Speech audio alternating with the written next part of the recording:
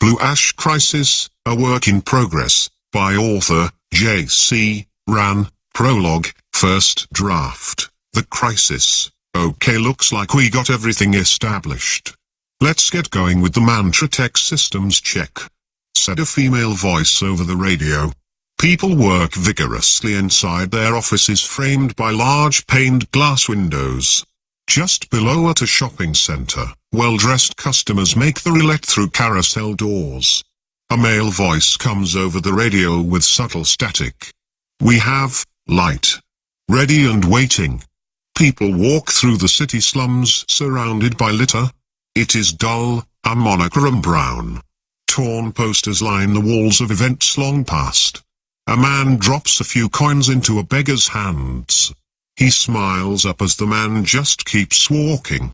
Let's begin with the core check, replied the young woman.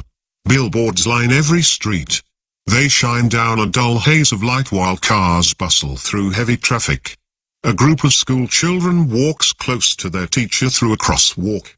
Core 1, stable. Core 2, stable. Core 3, stable.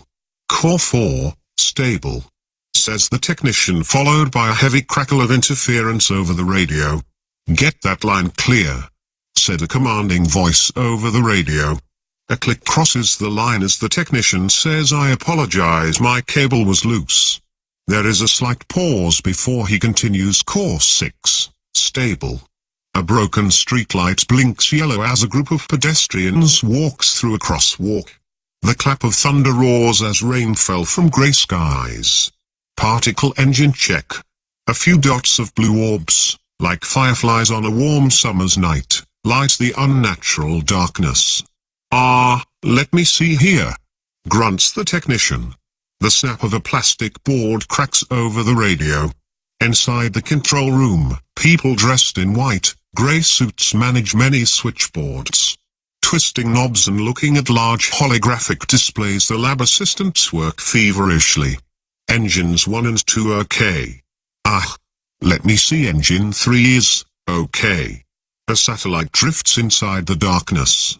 The technician travels along the satellite's channel dressed in a spacesuit. He hovers outside of the mechanical device, only connected by a little tether. The technician wades in the dark void with the satellite as his only point of reference. While he drifts around the machine, the excellence in his trade became evident. Headquarters clears you to engage the mantra drive, says the female voice over the radio. With a gentle lighting of a thruster on his back, he glides himself to the edge of the satellite. The technician's feet hang over the panels of the satellite.